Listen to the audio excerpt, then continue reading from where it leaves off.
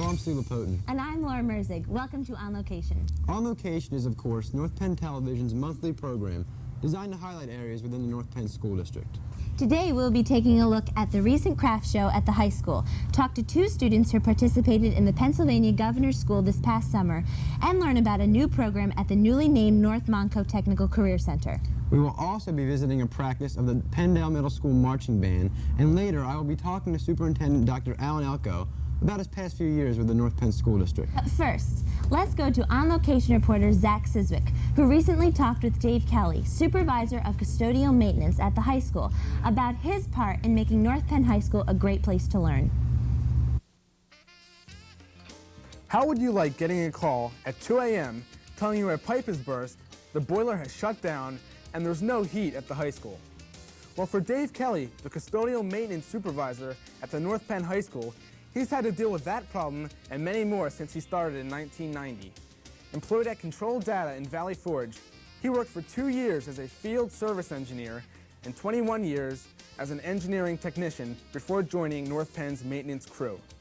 In the maintenance custodial department, there are a total of 23 people working around the clock, Monday through Saturday, who keep the high school running smoothly. In the summertime, it's cool. In the wintertime, it's warm. It's a clean atmosphere. We have enough lighting, enough fresh air. Mainly, we have to make sure the building is safe and sound for the staff and the students. A breakdown of the maintenance staff includes 1 electrician, 2 utility mechanics who fix anything from broken doors, ventilation equipment and lighting, to broken desks and other instructional equipment. There is a receiver who accepts and sends out all items coming in and out of the high school, and there are 19 people who keep the school looking great on the inside and out. Dave and his crew have a difficult job.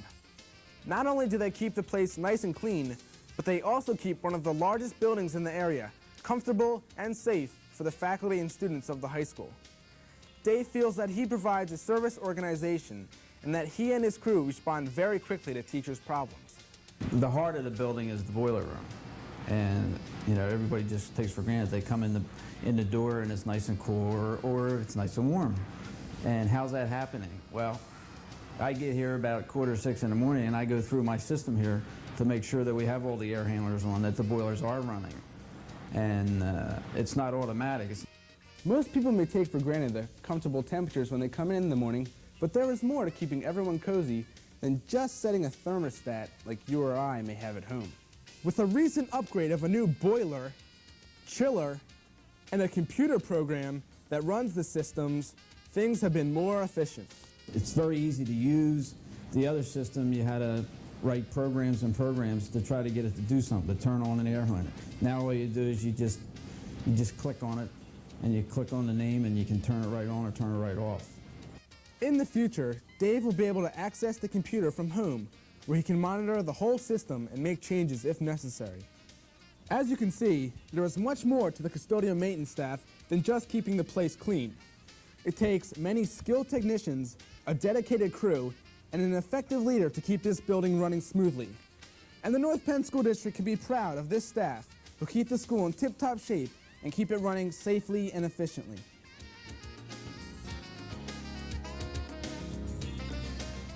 I didn't realize so much work went into keeping us comfortable in school all day. They certainly had their work cut out for them. And it can't be easy making sure that the temperature in each room is comfortable. And Dave's crew also helped set up for the numerous events that occur in this building. For example, recently, all the tables had to be cleared out of the cafeteria so the International Friendship Committee could have their 1994 holiday craft show. And Eva Gevergis was there bright and early to give us a little taste of this colorful event.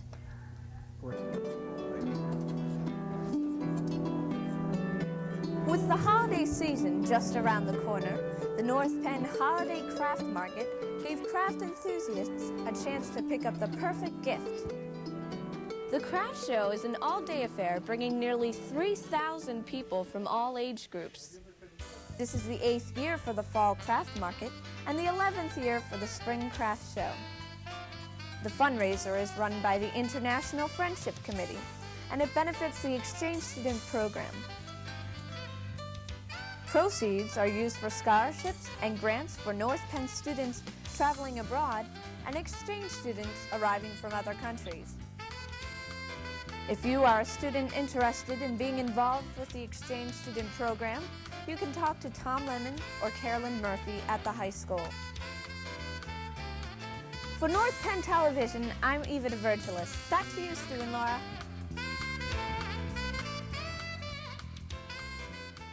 I bet many people brought great gifts home for the craft lovers and their family. I particularly like the decoys. You know, the fake ducks. Yeah, I know what decoys are. I thought that the dulcimer was a nicely added touch.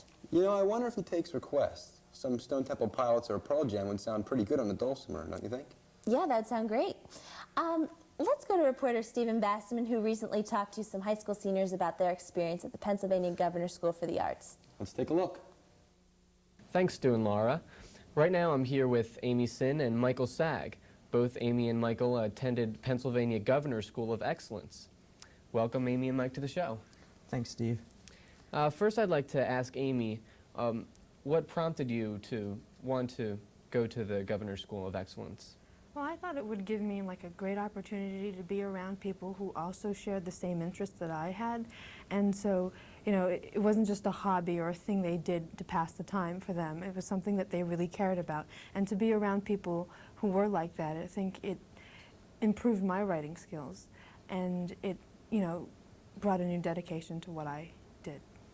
Did you get a chance to read other works by other students there? Yeah, we had a critique session, a workshop, which was very helpful because I had people who knew what they were talking about looking at my poetry and, you know, saying, well, you could add this, or I like this, or keep this, and, you know, that really improved my writing styles.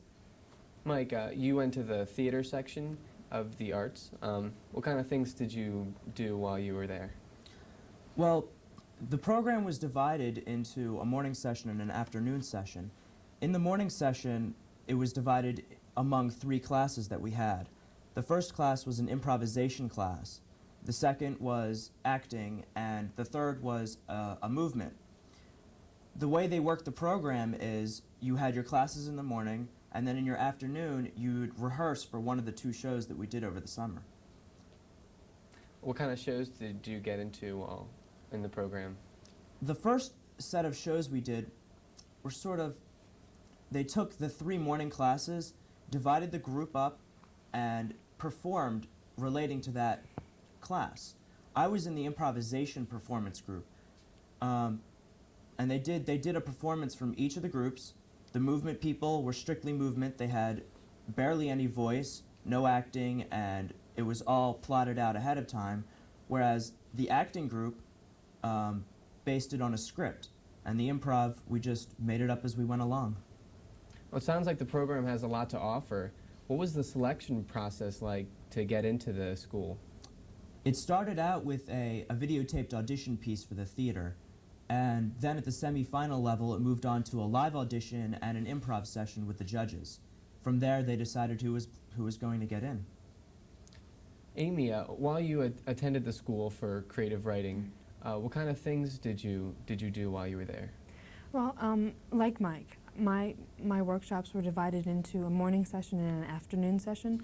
The morning session, we were given a period of time where we were just allowed to write. We could go anywhere throughout the campus and just, you know, write into our journals, or if we were inspired, we could write a poem or do something like that. So we were given a lot of time to write. And then afterwards, we would come back and the teacher, it would be much like an English classroom where we would look at somebody else's poems and examine that and look at the symbolism and the metaphors used in the different techniques. In the afternoon session, like I said before, we had workshops, critique sessions, which were very helpful because we were allowed to look at each other's writings and learn from each other's writing styles. Amy, what was your favorite part of the whole experience? I think it was the way it broadened my view of the arts. I mean, for example, I had never before listened to classical music played live, and I'd never seen a ballet before, and I don't think I've ever seen a serious theater department put on a play that was so good. And so it broadened my view of the different components of the arts, and I think I really, you know, looked at myself as more than just a creative writer, but as an artist in the broader sense. Of course, except for North Penn's excellent theater program. Mike, what was your favorite part of the whole experience? I liked how it brought many people from across the state together to one place to share their experiences. People were brought from across. There were theater students from Philadelphia, Pittsburgh, Harrisburg, and even some from Erie, which is where we were. And everybody came together and had an open mind, and everybody did their art and just had fun. It sounds like it. Yeah. What reasons should someone consider going to a governor's school of this sort? If you've gotten to a point where it's time to move on to the next level, for instance, if you've gone through some of the science classes at the high school and you like science a lot and you want to go beyond that, you might think about the Governor's School for Science. I went to the theater Governor's School because I just like theater so much. There was nothing left to do. I mean, you do so many plays, you play so many roles, and then you go for better education. And hopefully the next level after Governor's School is going to be college. Amy, why did you think this was a great opportunity for you? Well, I think because the program is so intense and the people there were so dedicated that you were forced to look at yourself and think, do I want to do this for the rest of my life? Do I want to put that much into my art or what I want to do?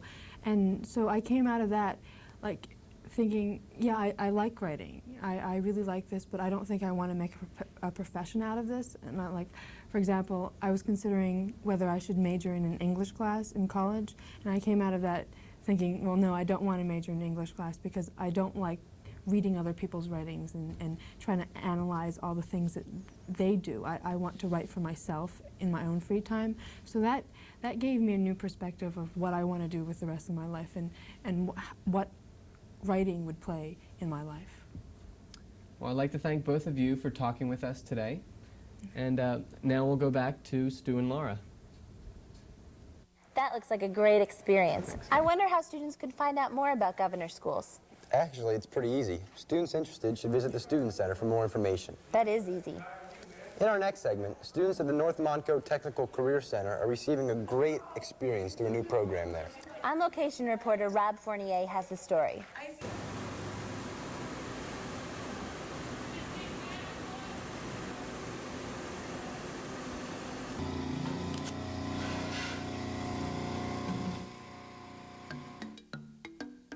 Everyone knows that students of the North Montco Technical Career Center receive a great practical experience at the school on Sumneytown Pike in Lansdale. But not many people have heard of a great new program that allows North Montco students to receive important hands-on training while on the job. Last year, the Pennsylvania Youth Apprenticeship Program was launched at North Montco. The PYAP program, as it is called, is different from the traditional vocational experience in that the student does not spend half their time at the high school and the rest of their time at North Montco. Students who enroll in the PYAP program take all of their academic classes at North Montco, including English, math, science, and social studies, among other things. 2 days out of the week, PYAP students spend an entire day at a selected work site. The apprenticeship program is for juniors and seniors who are willing to make a 4-year commitment to an employer. They combine academics, work in their labs here at school, and on-the-job training in the program. Sometimes students identify an employer. Sometimes North Montco finds the employer, and sometimes the employer comes to North Montco looking for bright students to train.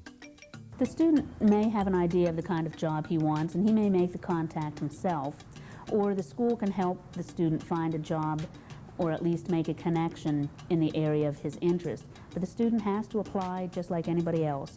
He's not just given a job and entered into the program.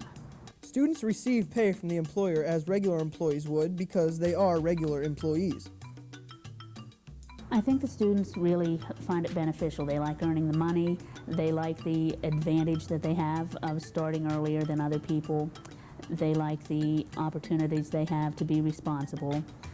The employers, as I said, have a chance to train somebody who will be specific to their business. And the employers have worked very closely with the school and with the students to make sure that the students have all the skills they need. What the employer can't teach, we teach here at the school, and the employers seem to really enjoy the program, and they're supporting it well. Since students are real employees, the work they perform is more than just a learning experience. It is pure practical experience that they can put on a resume. I took 2 years of residential electric, and that's kind of what I wanted to do. That's the only thing I ever experienced with. And then my buddy got me this job, and I tried it out, and I like it. I've been here for about a little over a year now, and what I've been doing is going around to each section of the shop to understand how each section works. During the summer, I stayed pretty much in one shop because I work full-time. And now for about the last 3 months, I've been running CNC machines. And that's, a lot of the guys here are great. They've been training me and learning a lot. In the future, I'd like to plan to go to Penn State Ogons for mechanical engineering technology, which looks like a pretty good field right now.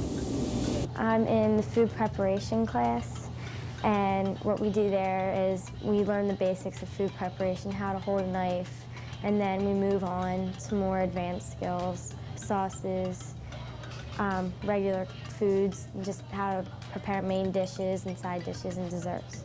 I'm glad to be in this program. It gives me a lot of experience and to let me know what it's going to be like when I get out there in the workforce. Career goals,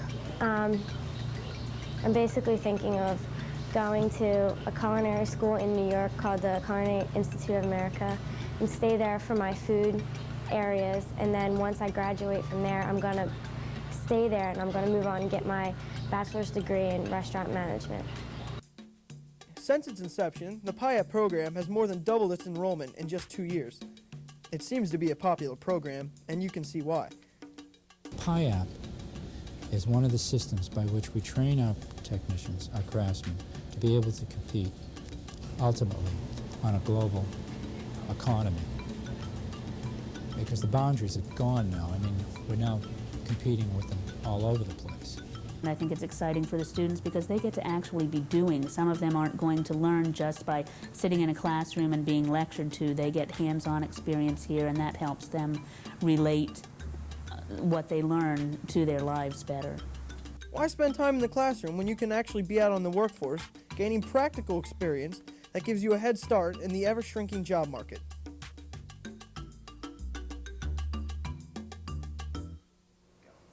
Well, right now we're in the North Penn High School band room, home of the North Penn Marching Knights. On these walls are pictures and awards that show a long tradition of hard work and determination. But actually, that tradition doesn't start in this room. It starts at a much earlier level. One of the steps of this long tradition is the middle school level with 9th grade.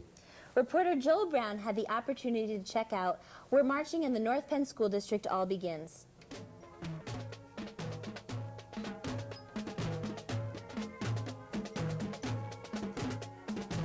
If you were just thinking this was a North Penn Marching Night Band practice, guess again. Actually, what you are seeing is a practice for the Penndale Middle School Marching Band. The Penndale Middle School Marching Band, formerly the North Penn Junior High School Marching Band, consists of 150 members, 100 of which are from the Penfield and Penndale Color Guards. Under the direction of Don Klein, they continue the ongoing tradition of marching in local parades where they sometimes compete. We usually do the Hatfield Halloween Parade, and we do the Mardi Gras Parade, and we do a parade in Souderton. Sometimes we go out where the high school goes to New Holland. And basically any time we're asked to do a parade, we do it if we can. Don Klein is no stranger to the Lansdale JC's Mardi Gras Parade. Performing as either student or student, he's put in time with this parade for years. It's always a good time. This is personally my 24th parade as a teacher, and then I marched in it myself as a student, so I guess it's probably about my 28th parade. So.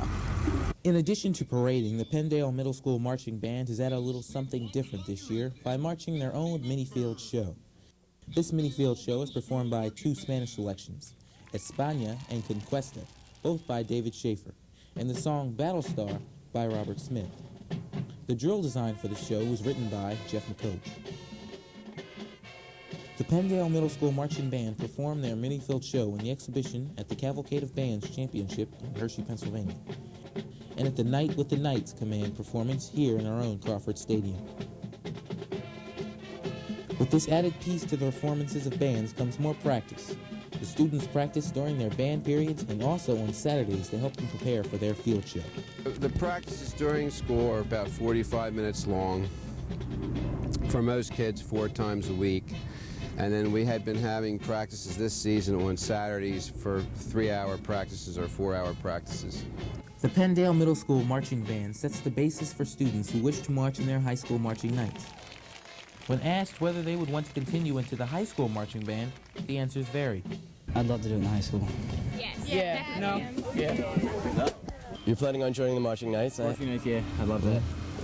Whether the students move on to the marching nights or not, students all seem to enjoy this musical experience.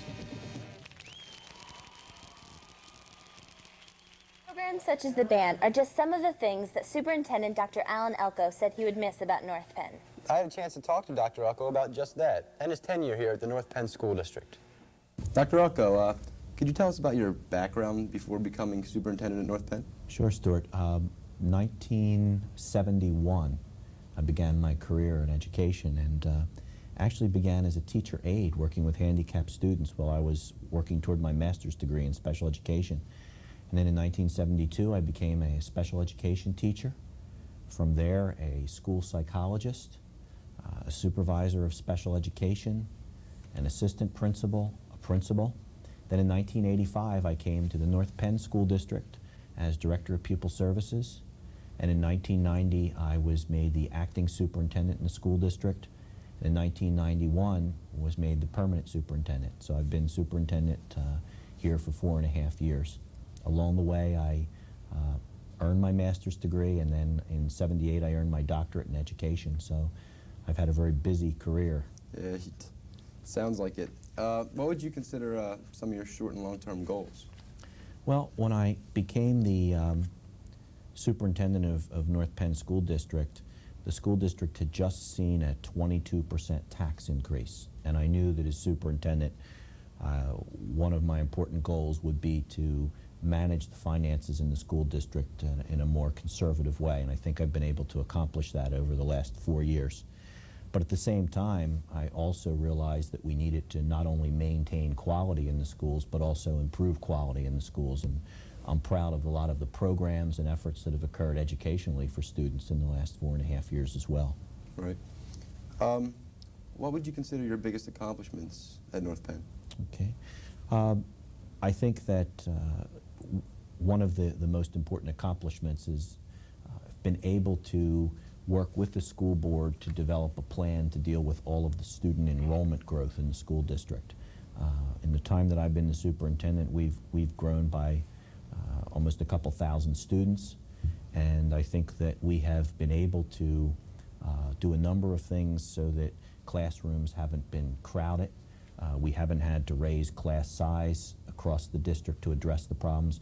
We've been out front of the student growth problem, and I'm very, very proud of that. I'm also proud of the fact that our curriculum has continued to improve. I think we have a better math program today for students K to 12. There's a lot more hands-on applied mathematics. Our reading program in language arts is stronger than it's ever been.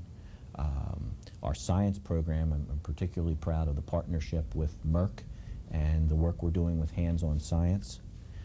I'm pleased with the school-age child care program that started during my superintendency, and we can provide that to families before and after school child care.